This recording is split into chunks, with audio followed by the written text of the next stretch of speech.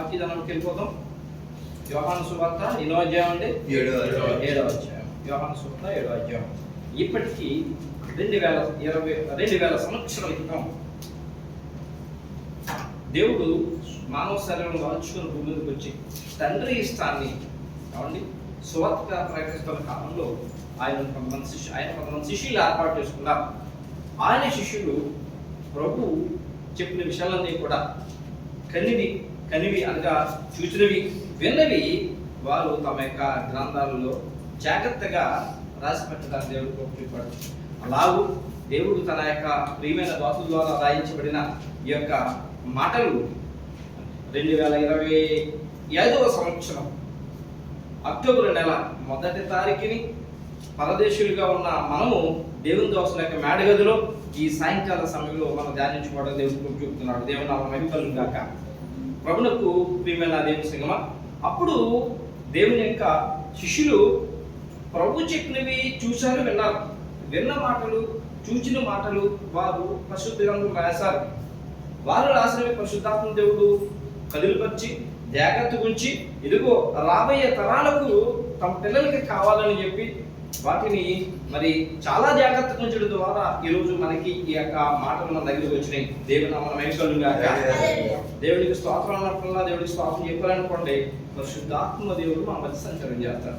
మా ఉదయం దేవుని స్తుతిస్తూ ఉంటే దేవుడు ఆత్మ మన మధ్య ఉన్నట్టు గుర్తుపెట్టుకోండి. లేకపోతే మనసు తిరుగుతుంది. ఈ గది దాటి బయటకు వెళ్ళకుండా ఉండాలి మన మనసు. దేవుని నామమున మహిమ కలుగును గాక. కాబట్టి ప్రియమైన సంగమా, దేవుని దాసుడు దేవుని యొక్క మాటలను గ్రంథాలతో రాయించుండగా రాబోయే తరాల వారికి ఆ గ్రంథాలలో దేవుని దాసుడు రాయించిన మాటలలోని మర్మాన్ని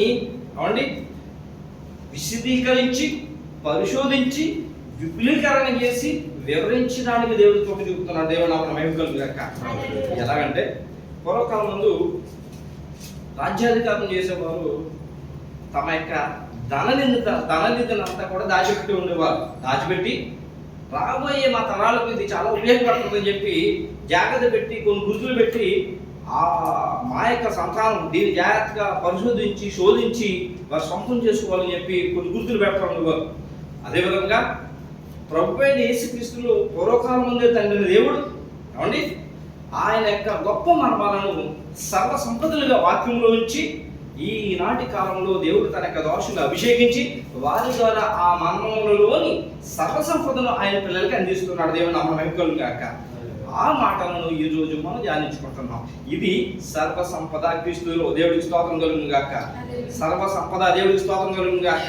ఆ సర్వ సంపదను ఎవరైతే సొంతం చేసుకుంటారో వారు చాలా గొప్పవారు. దేవుడికి స్తోత్రం కలుగును గాక. ఇక వాక్యదానం తెలుపుకున్నట్లయితే యోహాను సువార్త 7వ అధ్యాయంలో 2వ వచనం దగ్గర నుండి కొన్ని విషయాలు మనకు సమయం అంత వరకు కూడా కొన్ని 30 నిమిషాలు చెప్పు ఆ మాటల్లోని యొక్క సార సంపదను మనం వెలికి తీసి మనం సొంతం చేసుకుందాం. యోహాను సువార్త 7వ అధ్యాయము 2వ వచనము. సరిపోతుందండి. యూదుల పర్ణశాలల పండుగ సమీపించెను గనుక అని రాయబడింది. యూదులకి ఏ పండుగ సమీపించిందండి? చెప్పాలి.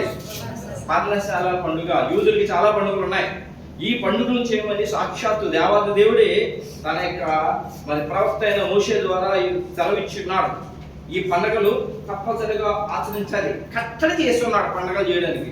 ఎందుకు అని అంటే, ఎందుకు ఆయన ఈ పండుగలను యూదులతో చెప్పాడు పండుగలు చేయమని అంటే, మనం ఈ దేశంలో ఉంటున్నాం. ఈ దేశంలో ప్రతి సంవత్సరం కూడా 30 రోజులు ఉపవాసం చేస్తూ ఉంటారు. ఉపవాసం చేసినప్పుడు కలిగేదేంటి అని మనం ఆలోచన చేసినట్లయితే 30 రోజుల ఉపవాసం ద్వారా వారు తమ శరీరాన్ని అలగొట్టుకుని దేవుడికి దగ్గర అవుతారు. దేవుడికి స్తోత్రం కలుగును గాక. ఇంకోటి ఏంటంటే, ఈ 30 రోజుల్లో తన పొరుగు అనే ఆకలి గురించి తెలుస్తుంది. తన యొక్క పొరుగు అనే ఆకలి గురించి తెలుస్తుంది. ఆ ఆకలి అంటే ఎలా ఉంటుందని తెలిసి తానే ఆహారాన్ని తన పొరుగు వారికి కూడా ఇష్టపడుతూ ఉంటారు. తన పొరుగు వాడు కూడా ఊహించాలని ఆలోచన కలిగి ఉంటుంది. దేవుడి యొక్క ఉద్దేశం అందరూ కూడా సమృద్ధిగా తినాలనే ఆలోచన తన పిల్లల ద్వారా దేవుడు చేస్తున్నారు. అందుకని మేలుస్తాం అని చెప్పి ఉపవాస దినాల్లో స్పాన్సర్ చేస్తూ ఉంటారు, క్యాంప్ దగ్గర పెట్టుకెళ్ళి ఇస్తూ ఉంటారు. అదే విధంగా దేవుడు కూడా ఈ యొక్క పండుగల ద్వారా వారిని తాను పూర్వమందు తన పితరుల కాలంలో చేసిన గొప్ప కార్యాలని కూడా జ్ఞాపకం చేసుకుని రాబోయే తరం అనగా ఆ దేవుడు అంటే ఎవరో తెలియని తరం కూడా దేవుడికి దగ్గరగా ఉండి ఆయన ద్వారా గొప్ప మేలు పొందుకుంటారని చెప్పి దేవుడి తన ప్రవక్త ద్వారా ఇశ్రాయేలులందరూ కూడా యూదులందరూ కూడా నేను చెప్పిన పండుగలన్నీ చేయాలని చెప్పి ఆయన కట్టడగా తీసుకున్నాడు.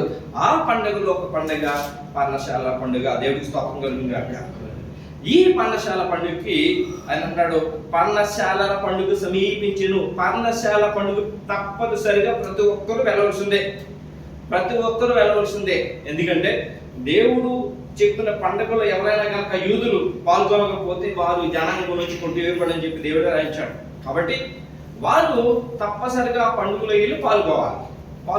ఇక పర్ణశాల పండుగ అనంటే ఏమిటి అనంటే, పర్ణశాలలు అంటే చెట్లు కొమ్మలు నరుకొచ్చి ఏమంటే చిన్న చిన్న పర్ణశాలలు చిన్న గుడిసెలు కింద వేసుకుని దానిలో ఉండటమే పర్ణశాలలు అంటే ఏమంటే చేసుకోవడమే. ఆ చిన్న చిన్న గుడిసెలుగా వేసుకోవడం పర్ణశాలలు. ఆ పర్ణశాలలో ఉండమని ప్రభు సెలవిస్తూ ఉన్నాడు. ఎందుకంటే పూర్వకాలం ముందు వారు ఐగుప్తు నుండి కనాను దేశానికి బయలుదేరి వస్తూ ఉండగా, వారి పర్ణశాలలో తాత్కాలికమైన గృహాలలో, తాత్కాలికమైన గుడిసెలలో, టెంట్లలో వారు నివసిస్తూ వచ్చారు. ఆ తర్వాత పెద్ద పెద్ద పట్టణాల్లో, ప్రకారాల్లో, భవనాల్లో ఉంటున్నారు. కాబట్టి ఆనాడు పర్ణశాలలో నివసించిన మమ్మల్ని తీసుకొచ్చి గొప్పగా మమ్మల్ని ఆశీర్వదించాను, అది మీరు జ్ఞాపకం చేసుకోండి అని చెప్పి వారిని పర్ణశాలల పండుగని వారి చేత దేవుడు చేయిస్తూ ఉన్నాడు. ఆ పర్ణశాల పండుగ సమీపించింది. అనుకోండి, ఉన్నపాటి నీళ్ళు పండుగలో మనం పాల్గొము. ముందుగానే పండుగ అన్ని సిద్ధపరచుకుంటాం. మన ఇంట్లో పెళ్లి జరుగుతుంది అనుకోండి, పెళ్లి రోజునే అన్ని చూసుకుంటామా? ముందు రోజునే చూసుకోవాలి కదా. అలాగే పర్ణశాల పండుగ కూడా ముందుగా అన్ని కూడా సమర్పించుకోవాలి. యోదయ దేశంలో ఉన్న యెరూషలేము పరిసర ప్రాంతాల్లో వెళ్ళగలిగిన ప్రతి ఒక్కరు కూడా ఆ 4 మూలల పట్టణాల నుంచి 4 మూలలు, ఆ యొక్క గ్రామాల నుంచి, పల్లెల నుంచి 4 మూలలో కూడా ఆ యొక్క యెరూషలేము యొక్క పరిసర ప్రాంతాలకు వెళ్ళి వారు మరి పర్ణశాలను పట్టుకుని 7 రోజులు దేవుని మహిమపరుస్తూ స్తుతిస్తూ ఉంటారు. దేవుని కార్యం జ్ఞాపకం చేసుకుంటారు. కాబట్టి అదే పర్ణశాల పండుగ. ఆ పర్ణశాలల పండుగ గురించి లేవీకాండము 23 అధ్యాయం 42 వచనం చూడండి. 43 వచనం కూడా 42 వచనం చదవండి. లేవీకాండం 23 అధ్యాయం 42 వచనం. నేను ఐగుప్తు దేశములో నుండి ఇశ్రాయేలు రప్పించినప్పుడు వారిని పర్ణశాలలో నివసింపజేసితిని, మీ జనులు ఎరుగునట్లు 7 దినములు మీరు పర్ణశాలలో నివసింపవలెను. ఇశ్రాయేలులో పుట్టిన వారందరూ పర్ణశాలలో నివసింపవలెను. నేను మీ దేవుడైన యెహోవాను. అట్లు మోసే ఇశ్రాయేలుకు యెహోవా నియామక కాలములను తెలియజేసెను. 41 వచ్చి చదవండి. అదే 41. అట్లు మీరు ఏటేటా 7 దినములు యెహోవాకు పండుగ ఆచరింపవలెను. ఇది మీ తరతరములలో నిత్యమైన కట్టడ. 7వ నెలలో దానిని ఆచరింపవలెను. 39 వచ్చి చదవండి. అయితే 7వ నెల 15వ దినమున మీరు భూమి పంటను కూర్చుకొనగా 7 దినములు యెహోవాకు పండుగ ఆచరింపవలెను. మొదటి దినము విశ్రాంతి దినము. 40 వచ్చి చదవండి. 23:40. మొదటి దినమున మీరు దబ్బ పండ్లను, ఈత మట్లను, ముంజి చెట్ల కొమ్మలను, కాలువల యొద్ద నుండి నిర్మంజి చెట్లను పట్టుకొని 7 దినములు మీ దేవుడైన యెహోవా సన్నిధిని ఉచ్చరించుచుండవలెను. దేవుడికి స్తోత్రం కలుగుగాక. పర్ణశాలల పండుగ యొక్క పరమార్థం దీంట్లో ఉంది. అదే నేను ముందుగా చెప్పింది. కాబట్టి అదే ఐగుప్తు దేశం నుంచి వారు వస్తున్న పర్ణశాలలో నివసించారు కదా. పర్ణశాలలో అంటే పూర్వకాల యొక్క స్థితి జ్ఞాపకం చేసుకొని మమ్మల్ని గొప్పగా ఆశీర్వదించాడు దేవుడు అని చెప్పి జ్ఞాపకం చేసుకుని మీ దేవుడు గొప్పవాడని మీకు తెలుసుకుని ఆయనకి దగ్గరగా ఉంటారని చెప్పి పర్ణశాలల పండుగ ఆయన ఆచరించు. అంతేకాకుండా రాబోయే జనాంగం వారికి పుట్టిన పిల్లలకు తెలియదు దేవుడు ఏం చేశాడు. ఆ కార్యాలు వారికి ఎలా తెలుస్తాయి? ఇలాగ వారు ఆచరిస్తూ ఉంటే దేవుడి కార్యాలు తెలుసుకున్న వారు కూడా దేవుడికి దగ్గరగా ఉంటారు. ఆయన కృప వారి నుంచి వారి దగ్గర నుండి తొలగిపోదు. దేవుడికి స్తోత్రం కలుగును గాక. ప్రభువైన యేసుక్రీస్తు కాలంలో ఆయన యొక్క పన్నశాల పండుగ సమీపించింది కాబట్టి, ఏమండి ఆ పన్నశాల పండుగ సమీపించింది కాబట్టి ఆయన సహోదరులు ఏమన్నారంటే, చూడండి 3వ వచనం, ఆయన సహోదరులు ఆయనని చూచి నీవు చేయుచున్న క్రియలు నీ శిష్యులు చూసినట్లు ఈ స్థలం విడిచి యోదయకు వెళ్ళుము, బహిరంగమున అంగీకరింపబడబడును, తన పని రహస్యంలో జరిగింపడు. నీవు ఈ కార్యము చేయుచున్న ఎడల నిన్ను నీవే లోకంలో కనపరుచుకోమని చెప్పి ఆయన సహోదరులను సరిపోతుందండి. పన్నశాలల పండుగ వచ్చినప్పుడు యాక్చువల్గా సహోదరులు ఏం చేయాలి? తన సహోదరుడితోటి, అన్నయ్యతోటి, తమ్ముడితోటి, అన్న తమ్ముడు మనందరం వెళ్దాం పన్నశాలల పండుగలు పాల్గొందాం అని చెప్పాలి. ప్రభువు యేసుక్రీస్తు సహోదరులు ఏమంటారంటే, నీకు చాలా మంది శిష్యులు ఉన్నాయి కదా, ఈ గలిలయ, కపెర్నహూము, దెక్కపోలి ఈ ప్రదేశాల్లో నువ్వు గొప్పగా చేస్తున్నావు, ఇక్కడ ఉన్న వారందరూ నీ శిష్యులు అయిపోతున్నారు. అదేదో నువ్వు పన్నశాల పండుగ జరుగుతున్న యోదయకి వెళ్ళామనుకో, ఆ యొక్క దేశం నలుమూల నుంచి వస్తారు, అందరూ చూస్తారు, వారందరూ నీ శిష్యులు అయిపోతారని చెప్పి వారు మంచి మనతో చెప్పలేదండి, హేళనతో చెప్తున్నారు, ద్వేషిస్తూ చెప్తున్నారు. అవునండి, హేళనతో ద్వేషిస్తూ చెప్తున్నారు. ఎవరో చెప్తున్నారు? ప్రభుత్వం సహోదరులు. ఎవరి సహోదరులు? యేసు ప్రభు. అంటే ప్రభు యేసుక్రీస్తు వారు మరియమ్మ తల్లి పుట్టిన తర్వాత ఆల్రెడీ మరియమ్మ తల్లి ముందుగానే ప్రదానం చేయబడింది కదా. ఆ తర్వాత యోసేపుని వివాహం చేసుకుని కుమారులు కంటది. కుమారులు కంటది. దాంట్లో యాకోబు, యేసుపు, సీమోను, యూదా అనే సహోదరులు ఉన్నారు. ఆ విషయము మత్తయి సువార్త 13వ అధ్యాయం 50వ వచనంలో రాయబడింది. చూడండి, మత్తయి సువార్త 13వ అధ్యాయం 50వ వచనం. ఇతడు వడ్లవాని కుమారుడు కాడా? ఇతని తల్లి పేరు మరియ కాదా? యాకోబు, యోసేపు, సీమోను, యూదా అనువారు ఇతని సహోదరులు కాదా? సరిపోతున్నారు. ఇతని సహోదరులు ప్రభువు యేసుక్రీస్తు సహోదరులు ప్రభువు యేసుక్రీస్తు ఏం చేస్తారు? ప్రేమిస్తున్నారు కదా? ప్రేమిస్తున్నారండి? ప్రేమించట్లేదు. లోకంలో అదో ఉంది. ముందు చక్కగా తల్లి కడుపు నుంచి వస్తారు, ఒక ప్లేట్లో తింటారు. వివాహం అయిన తర్వాత ఆ తర్వాత ఎవరు బతుకు వాళ్ళది, ఎవరి బతుకు ఎవరి పద్ధతి వాళ్ళని పర్వాలేదు, ద్వేషించడం. అన్నయ్య బాగుంటే తమ్ముడు ఒప్పుకోవడం, తమ్ముడు బాగుంటే అన్నయ్య ఒప్పుకోవడం. కనీసం అన్నయ్యని పొగిడితే తమ్ముడు ఒప్పుకోలేడు, తమ్ముడు పొగిడితే అన్నయ్య ఒప్పుకోలేడు. అప్పటి వరకు బాగానే ఉంటాడు. తల్లిదండ్రులు పంచిపెట్టిన స్థలమే. అక్కడ గొడవలు ఇచ్చినట్టే, కత్తులు పెట్టుకుంటారు, కళ్ళు పెట్టుకుంటారు. అదే స్థలం, తల్లిదండ్రులు ఇచ్చిన స్థలమే. ప్రేమ సంగమం. ద్వేషం అంటే అలా ఉన్న ప్రేమ సంగమం. సాక్షాత్తు యేసుక్రీస్తు ప్రభు వారిని వారు ద్వేషిస్తూ అక్కడ ఏంటి యోదయకి వెళ్ళు, అక్కడ చెయ్యి. ఎందుకు యోదయకి వెళ్ళమంటారు? కొత్త కూర్చుని రాబడి చుంటే తరువాత యూదులు ఆయనను చంప వెదికినందున యేసు యూదయలో సంచరించుచున్న ప్రభు అయిన యేసుక్రీస్తుని వారు చంపడాగా చూస్తున్నారు కాబట్టి నువ్వు అక్కడికి వెళ్ళి నీ సంగతి తెలుస్తుంది. ఎందుకంటే ప్రభు యేసుక్రీస్తు శిష్యులు ఉన్నారని శిష్యు లేదు. దేశంలో వస్తే చూడండి, అంత దుర్మార్గం అంటారా? ఉంటారా దుర్మార్గం? లోకంలో ఉంటారు జనాలు. అక్కడికి వెళ్ళి నువ్వు నీ కథ వెళ్తుంది. చాలా మంది శిష్యులు నీకు శిష్యులు అయిపోయారు కదా.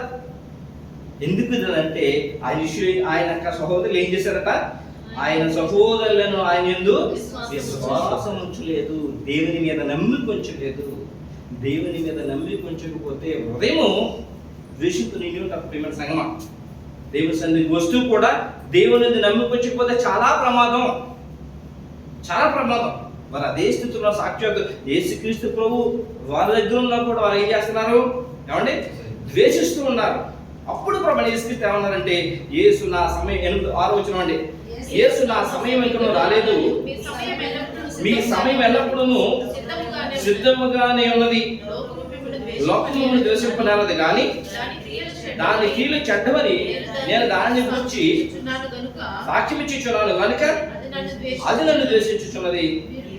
మీరు పండుగకు వెలుడి, నా సమయం ఇంకొను పరిపూర్ణ కాలేదు కనుక నేను ఈ పండుగకు ఇప్పుడే వెళ్ళనని వారితో చెప్పాను. ఆయన సహోదరు యేసు నా సమయం ఇంకొను రాలేదు, మీ సమయం ఎల్లప్పుడు మీ దగ్గర ఉంది.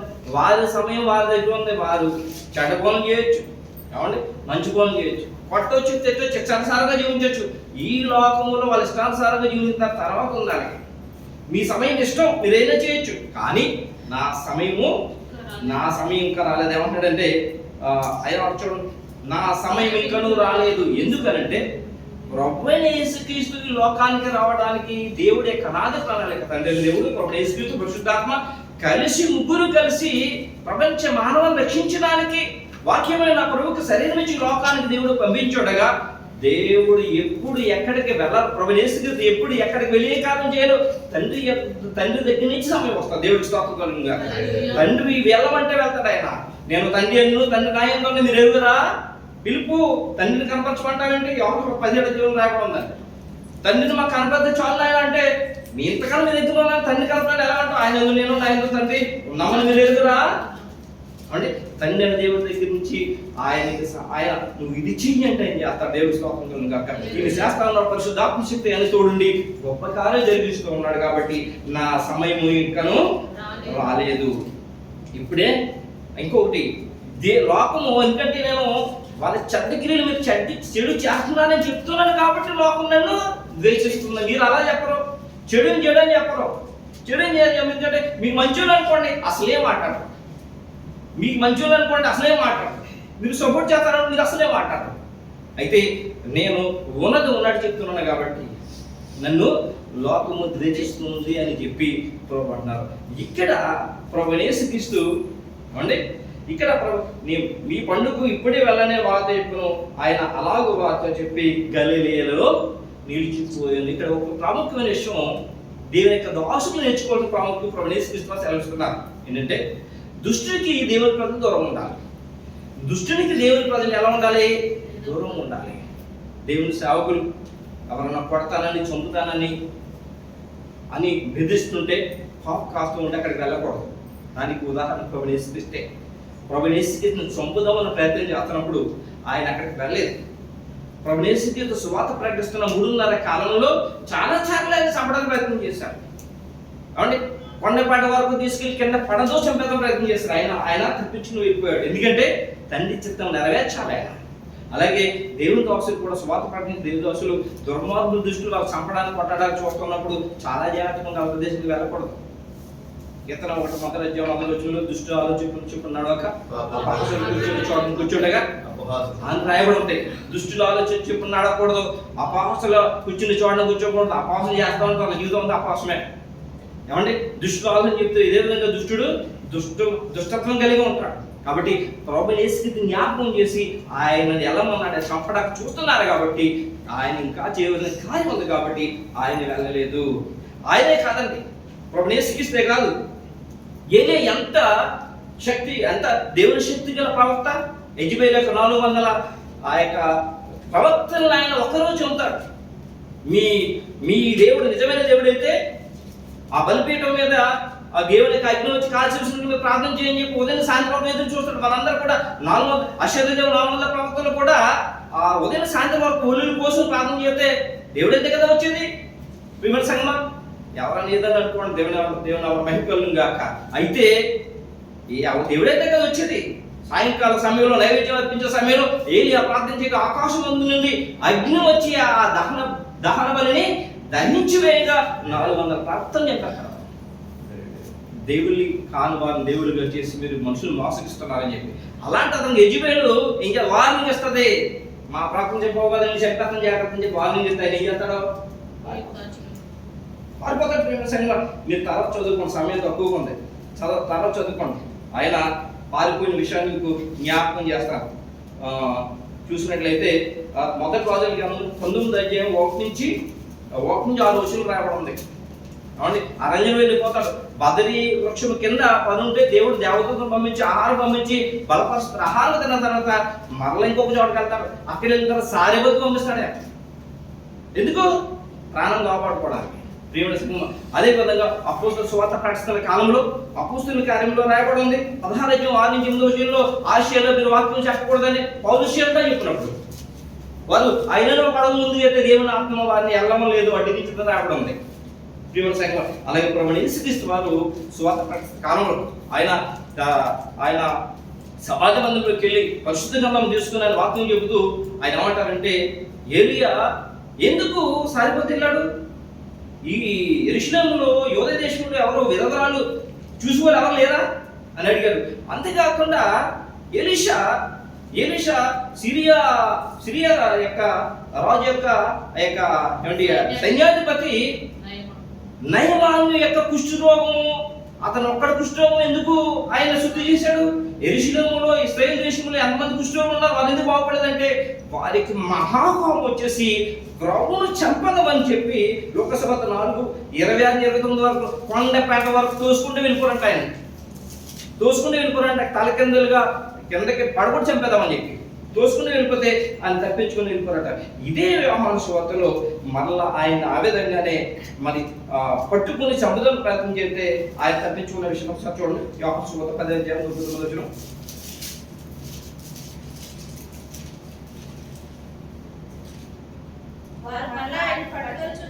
వారు మళ్ళా ఆయన పట్టుకొని చూచురు కానీ ఆయన వారి చేతుల్లో తప్పించుకుని పోయిన. దేవుడు స్తోత్రం కలుగాక.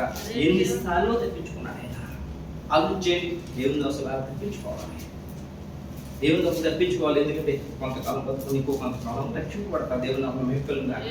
కాలం సమయం సంపూర్ణ ఎవరు ఏం చేయలేరు. దేవుడు సమయం ఇచ్చేస్తే ఎవరు చేయలేరు. మెట్టుకు ప్రభువుని యేసుక్రీస్తు నేను ఇంకా రాను, మీరు వెళ్ళండి అని చెప్పాడు ఆయన. ఆశ్చర్యకరమైన విషయం మీకు తెలియజేస్తాను నేను. అబ్రహాము యాకోబుల కాలంలో, పూర్వకాలంలో అబ్రహాం కనాను దేశంలో ఉండగా ఆరంలో ఉన్న అబ్రహామును పిలిచి ఆ యొక్క కనాను దేశంలో రా అని చెప్పి కనాను దేశంలో పరవాసం ఉన్నప్పుడు, ఇదిగో అబ్రహాము 450 సంవత్సరాల తర్వాత నీ సంతానానికి ఇదే దేశం, నువ్వు ఏ దేశంలో అయితే పరవాసుకున్నావో, గుడారా వేసుకున్నావో, టెంట్లో జీవిస్తున్నావో ఇదే దేశం నీకు ఇస్తాను అని చెప్పి ఆనాడు చెప్పిన ఆ యొక్క కనాను దేశాన్ని, అబ్రహాం చేసిన వాగ్దానం యొక్క కనాను దేశాన్ని సంగమ అప్పటికి అబ్రహాంకి ఏమండి 75 సంవత్సరాల వయసు అన్నారు. అబ్రహాం బహుశా 150 సంవత్సరాలు బతుకున్నాడు అనుకోండి. యాకోబు 100 సంవత్సరాలు బతుకున్నాడు. ఇస్సాకు 100 సంవత్సరాలు బతుకున్నాడు. వీరందరూ 300 సంవత్సరాలు చూద్దాం. ఇక 450 సంవత్సరాలు మరి ఐగుప్తులో ఉన్నారు. ఇంచుమించు 800 సంవత్సరాలు చూద్దాం. 40 సంవత్సరాలు కనాను యాత్ర చేశారు. ఆ తర్వాత 40 సంవత్సరాలు ఐగుప్తు నుంచి కనాను యాత్ర చేశారు. టోటల్ చూస్తే 900 సంవత్సరాలు చూద్దాం.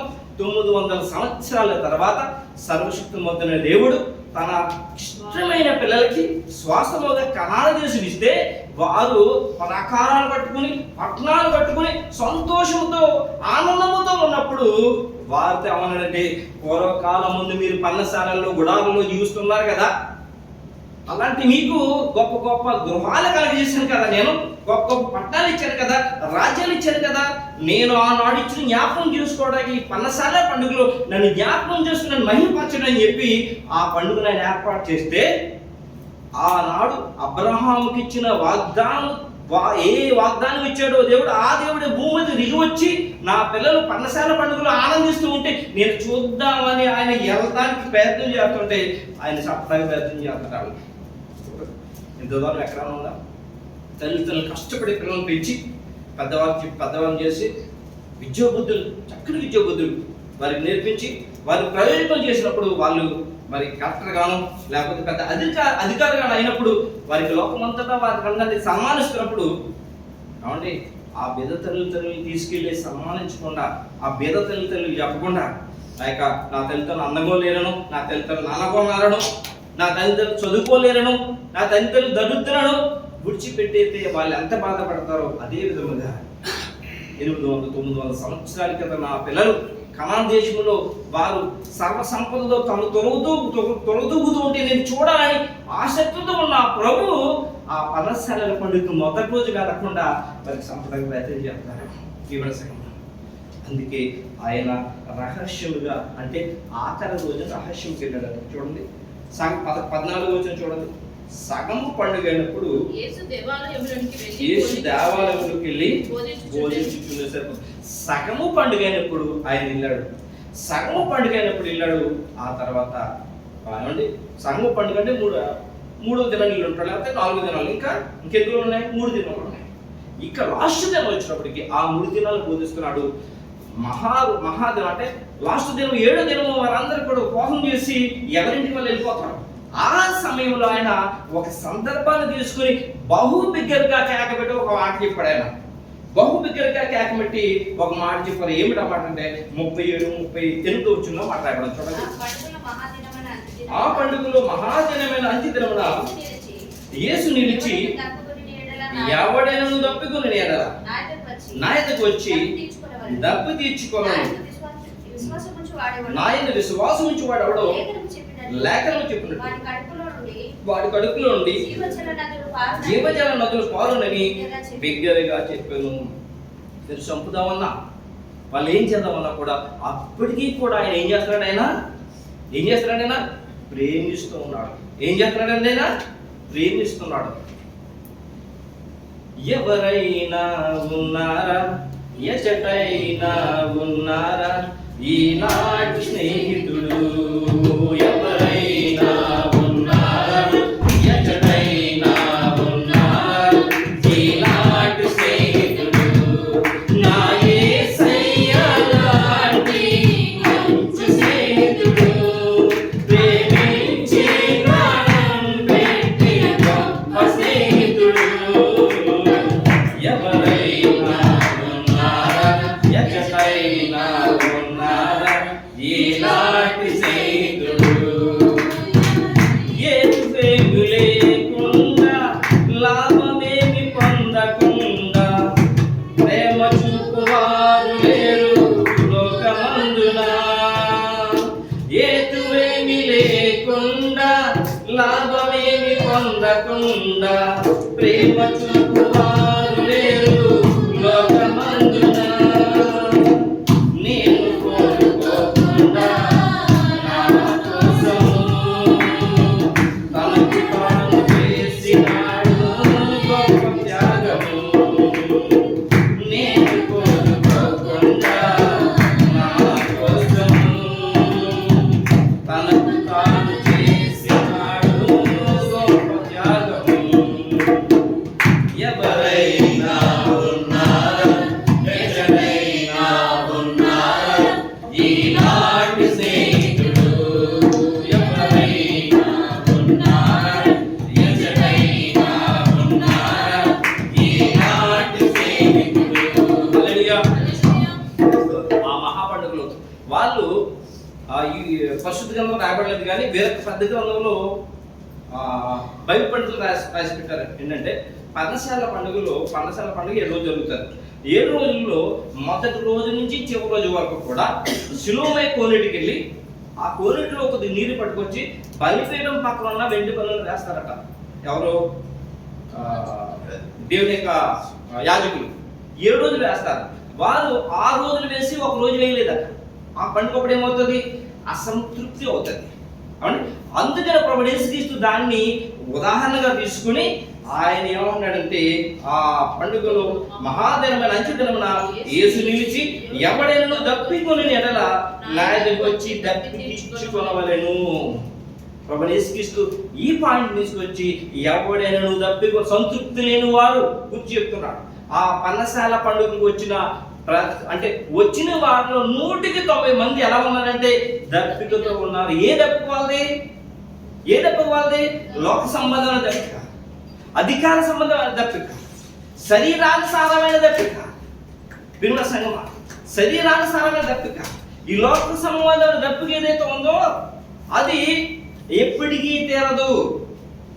శరీరాల సంబంధమైన దప్పిక ఏదైతే ఉందో అది ఎప్పటికీ తీరదు. దానికి ఉదాహరణ ఈవేళ బిర్యానీ తినాలంటే 2 రోజులు పంతారు, మళ్ళీ బిర్యానీ తినాలనిపిస్తుంది. మధ్య రోజు ఒక రోజు మానేస్తాం, మధ్యలో ఒక రోజు మానేస్తాం. ఈ సంవత్సరం బంగారం కొనుక్కున్నాం అనుకోండి, మళ్ళీ వచ్చే సంవత్సరం కదా పాతది, మళ్ళీ వచ్చే సంవత్సరం కొత్త బంగారం కొనుక్కున్నాం. ఈ సంవత్సరం చీరలు మంచి మంచి షర్ట్లు షూట్ కొనుక్కున్నాం అనుకోండి, మళ్ళీ సంవత్సరం కదా పాతది. క్రిమినల్ సంఘం పాతవి. ఎందుకంటే ఏమి లేదు అండి, ఏమి లేదు, దప్పిక, తృప్తి లేదు, దప్పిక, లోక సంబంధమైన దప్పిక. అవునండి, ఎవడైనా దప్పికొని ఎడల వారందరూ కూడా దప్పితో ఉన్నారు, దప్పుకుతోనే జీవిస్తూ ఉన్నారు. ప్రియమైన సంఘం, ఆ ప్రసంగులో రాస్తూ ఉన్నాడు దప్పిక గురించి. ప్రసంగిని గ్రంథం 1వ అధ్యాయం చూడండి, 7-8 వచనాలు చూడండి. నదుల నీరు సముద్రంలో పడును, అయితే సముద్రం నిండుట లేదు. నదులు ఎక్కడి నుండి పొరలు వచ్చినో అక్కడికి అవి ఎప్పుడు మరలిపోవు. ఎడతెరిపి లేకుండా సమకూరు జరుగుతుంది. 8 మనుషులు దాన్ని వివరించగలరు. సూచిత చేత కన్ను తృప్తి పొందుకున్నది, వినుడి చేత చెవి తృప్తి కలుగలేదు. ప్రేమ సంగమ తృప్తి అనేది లేదు, సరిపోతుందంటే. కన్నుకు తృప్తి లేదు, చూడి ద్వారా కన్నుకు తృప్తి లేదు. దాహం, శరీర దాహము. ప్రేమ సంగమ ఈ లోకములో మనిషికి తృప్తి లేదు. ఏమంటే రాజ్యాన్ని అధికారం అనుకుంటాడు, నేను నా కుటుంబం నా పిల్లలే అధికారం చేయాలి. ఎవరు రాట వేయలేదు. దేవుని సంగమ ప్రభువు యేసుక్రీస్తు కాలంలో కూడా శాస్త్రులు పరిశీలు ఏం చేస్తారో తెలుసా? మేమే అధికారులుగా ఉండాలి. మా ముందు ఇదేంటి గొప్పగానే చేస్తారు, ఈ మనుషులు బతుకుంటే మాకు అంత కష్టమే. ఏం చేస్తారంటున్నారు? చంపటానికి ప్రయత్నం చేస్తారు. వారికి ఏం లేదు, తృప్తి లేదు. తృప్తి లేదు. ఎందుకు తృప్తి లేదు? మరి ఆత్మ చేత నింటే తృప్తి ఉంటుంది. అందుకని ఆయన ఏం చేస్తాడంటే, ఎవడైనా నువ్వు తప్పికొని నా ఎద్దకు వచ్చి తప్పుకోవాలి. ఎవరు తప్పుకోలేదు? వాళ్ళందరూ శరీరానుసారమైన తప్పిగా ఉన్నారు. శరీరము ఆత్మకు శరీరమును ఏమండి వ్యతిరేకంగా అపేక్షిస్తున్నాను గతపత్రికలు అపోస్తలుడు పౌలు గారు తెలియజేశారు. శరీరము ఏమండి ఆత్మ ఏదైనా చేతి శరీరం చేయనవదు. దేవునికి ఇష్టమైన కార్యాలు శరీరం చేయనవదు. ఎప్పుడు శరీరము దాహముతో దప్పుతో ఆశతో ఎప్పుడు కూడా దాహము ఆశ తెచ్చుకొని ఉండాలి. శరీరం మాట ఏ వ్యక్తి వింటాడో ఆ వ్యక్తికి చాలా ప్రమాదం. ఆ శరీరం మాట విని ధనవంతుడు ఎక్కడికి వెళ్ళాడో తెలుసా? నరకంలో వెళ్ళాడు. నరకంకి వెళ్ళి అబ్రహామా ఆత్మదాహం తెచ్చుకున్న అబ్రహాం నీ దగ్గర ఉన్న రాజును పంపించు, నేను నరకంలో ఉన్నా కూడా దాహం పోలేదు అతనికి. నీళ్లతో దప్పికు కొంచున్నాను నేను అని ప్రియమైన సంగమా. అందుకని ఈ లోకములో శరీరానుసారంగా జీవించి శరీర మాటని దప్పుకొంచున్న ప్రతి ఒక్కరితో ప్రభు అంటాడు, మీరు నా దగ్గరికి వచ్చి దప్పి తీర్చుకున్నది అని చెప్పి. నా యందు ఆ దప్పి ఎలా తీరుతుందంటే, నా యందు విశ్వాసం ఉంచుకోడు ఎవడో లేఖనంలో చెప్పినట్టు వాడి కడుపులో నుండి జీవజల నదులు పావులని బిగ్గరగా ప్రభు యేసుక్రీస్తుని ఎవరైతే విశ్వసిస్తారో నమ్ముతారో వారికి ఆత్మ అనుగ్రహింపబడుతుంది. ఎప్పుడైతే ఆత్మ అనుగ్రహింపబడుతుందో ఆత్మ కార్యాలు చేయడం మొదలు పెడతారో శరీర కార్యాలు చేయడం ఇష్టపడరు. అందుకని ఆది అపోస్తులకి మనకి తేడా, ఆది అపోస్తులకి ఇప్పుడున్న క్రైస్తవులకి తేడా ఏంటో తెలుసా అండి? ఆది అపోస్తులు శరీరం మాట లేదు, శరీర దాహం లేదు, వాళ్ళకి ఆత్మదాహం. వారు ఎవరు కొత్త పండుగ కొనుక్కున్నారా? కొత్త గృహాలు ఉన్నారా? చెప్పండి. పెద్ద పెద్ద పట్టణాలు కట్టుకున్నారా? భార్య ఎక్కడో, పిల్లలు ఎక్కడో, ఎవరు లేరు. దేవుడి యొక్క పరలోక రాజ్యం వరకు ఎదురు చూస్తూ ఎవరైనా ఒక ముద్ద పెడితే తిన్నారు, ఎక్కడైనా పడుకోవడం చిన్న స్థలం చూపించబడుతున్నారు. ప్రభు యేసుక్రీస్తుతో పాటు శిష్యులందరూ కూడా వారు ఆత్మదాహం కలిగి ఉన్నారు, వారు ఆత్మచేత నింపబడి ఉన్నారు. ఎప్పుడైతే ఆత్మచేత ఒక వ్యక్తి నింపబడతారో శరీర కోరికలు అసలు ఏమో దేవుడి స్తోత్రం కలుగుగా ఆ ఆత్మగల వాడే పరలోక రాజ్యాన్ని స్వతంత్రించుకోగలుగుతారు. ఎవరైతే ఆత్మదాహం తీర్చుకోవడానికి ప్రభు యేసుక్రీస్తు దగ్గరికి వచ్చి ఆత్మదాహం తీసుకుంటారో, దేవుని ఆత్మచేత నింపబడతారో వారు అనేక మందిని దేవుని దగ్గర నడిపిస్తారు. ఎందుకంటే వారిలో ఆత్మ అనే జీవజలము నిండి ఉంది. దేవుడి స్తోత్రం. అందుకని అంటున్నాడు వారందరితో, ఎవడైనా దప్పికొని నా దగ్గరికి వచ్చి దప్పి తీర్చుకోగలను, నా యందు విశ్వాసం ఉంచువాడు అవడో లేఖనంలో వాడి కడుపులో జీవజలములు బిగ్గరగా పారులని చెప్పిన దేవుడికి స్తోత్రం కలుగుతుంది. ఆనాడు నుండి 2000 సంవత్సరాలు ఈనాటి వరకు ఎవరు విశ్వాసముతో ప్రభు ఆత్మచేత నడిపింపబడతారో వారి అనేక మందిని జీవజల నదులు అయిన ప్రభు దగ్గర నడిపించగలుగుతారు. వారు గొప్ప వారిగా ఉంటారు, వారు కూడా గొప్ప వారు ఉంటారు. ప్రభుత్వం అనుకుంటున్నాం ఆ జీవజలాలు మనం పొందుకుందాం. చిరకాలం దేవుళ్ళు సంతోషంగా ఉన్నాం. అలాంటి ప్రభు దేవుడు మనల్ని మన సంఘాన్ని భద్రపరచును కాక.